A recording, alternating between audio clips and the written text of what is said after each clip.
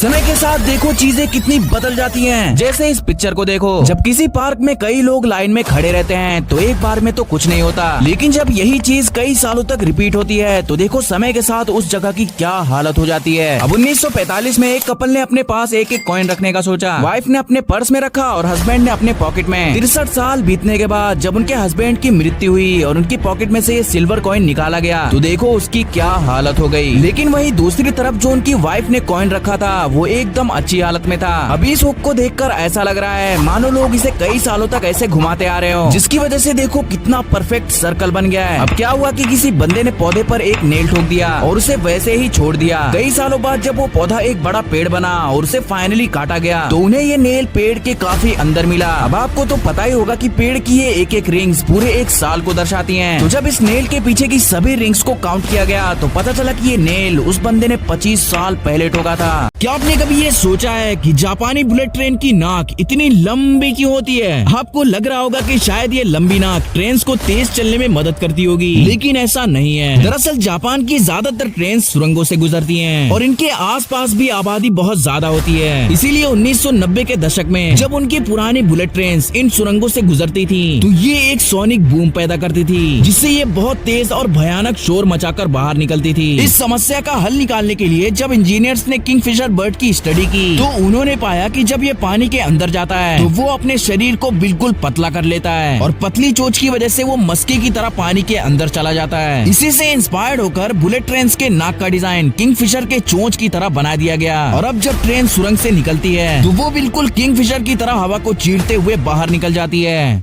भाई लोगों के गजब कारनामे। सबसे पहले यहाँ पर ये भाई साहब जो स्कूल पढ़ने आए थे, लेकिन ये भैया तो सभी को कारनामे दिखाने लगता है। यहाँ पर इस पंडित जी को देखो जो इन लोगों की शादी करवा रहे थे और तभी एक भाई साहब फूल की जगह पंडित जी के ऊपर एक लड्डू फेंक देते हैं, जिस वजह से पंडित जी को आ जाता है गुस्सा और फिर खतरनाक लोग हैं। अब यहाँ पर ये गाय आराम से बैठी थी, लेकिन तभी ये मैडम जी आती है और इस गाय के ऊपर बैठ जाती है।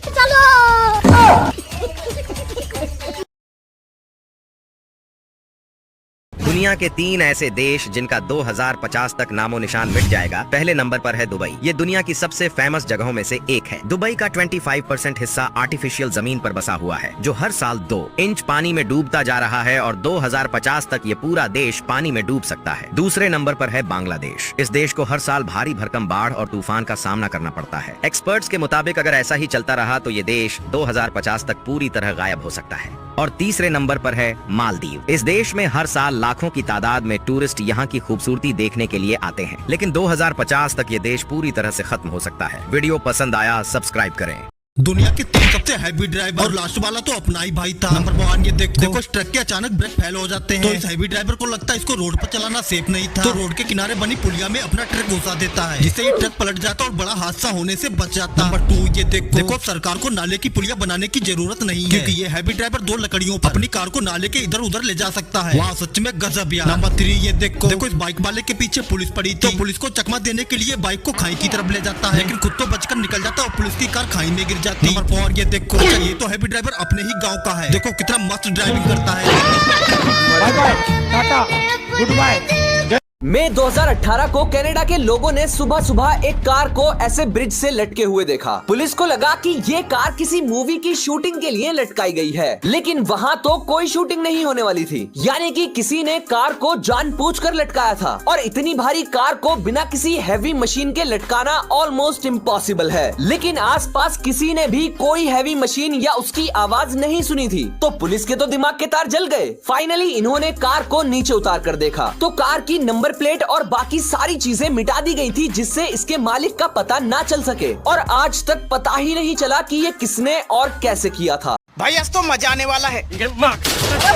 सबसे पहले ये दोनों भाई साहब जो मार्केट से सामान लेकर घर जा रहे थे और एक आदमी को गिरा हुआ देखकर ये दोनों भाई साहब जैसे ही मदद करने जाता है,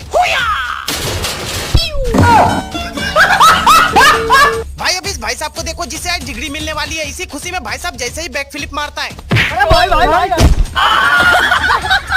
गजब बेइज्जती है। अब इन दीदी का बलून वाले पुल में ये गिलहरी गिर जाती है, जिसे ये दीदी बड़े आराम से निकाल लेती है।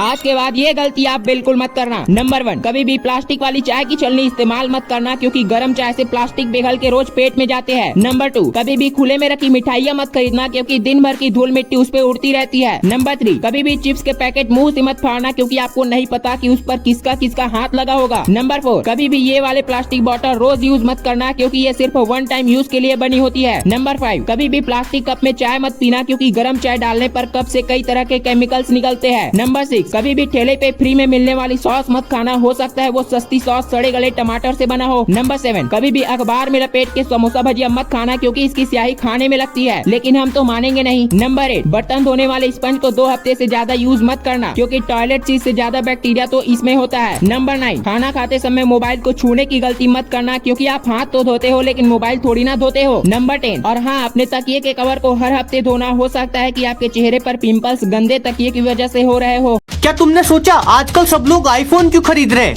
तो देखो, इसके पीछे 3 बड़े कारण हैं। सबसे पहला, एप्पल की जीनियस मार्केटिंग। तुम नोटिस करोगे कि जब भी कोई नया आईफोन लॉन्च होता है तो वो तुम्हें ऐसा फील करा देंगे कि अगर तुमने ये आईफोन नहीं लिया तो तुम दुनिया के साथ आगे नहीं बढ़ पाओगे। एक फोमो बना देंगे।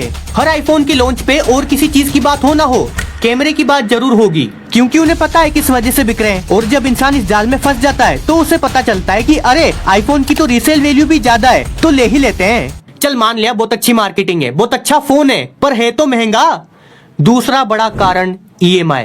जब मैं इस वीडियो की रिसर्च कर रहा था तो मुझे पता चला कि भारत में 70% लोग आईफोन EMI पर लेते हैं, मतलब हर 10 में से 7 लोग। तो तुम समझ सकते हो कि EMI का कितना बड़ा रोल है। अच्छा चल ठीक है, फोन भी अच्छा है, आसानी से मिल भी जाएगा EMI की वजह से, पर यही फोन क्यों लेना है? और अच्छे फोन नहीं है क्या? सबसे बड़ा कारण सोशल स्टेटस। एप्पल ने शुरू से ही अपने आप को एक प्रीमियम, लग्जरी, एक्सपेंसिव ब्रांड की तरह रिप्रेजेंट किया है। तो जब किसी के पास आईफोन होता है तो उसे लगता है कि लोग उसे सक्सेसफुल, अमीर यानी वेल्दी और कॉन्फिडेंट समझेंगे। और ताज्जुब की बात यह है कि ऐसा होता भी है, तभी तो कई सारे लोग सिर्फ इसीलिए आईफोन लेते हैं ताकि वो दिखा सकें। भाई लोगों के गजब कारनामे।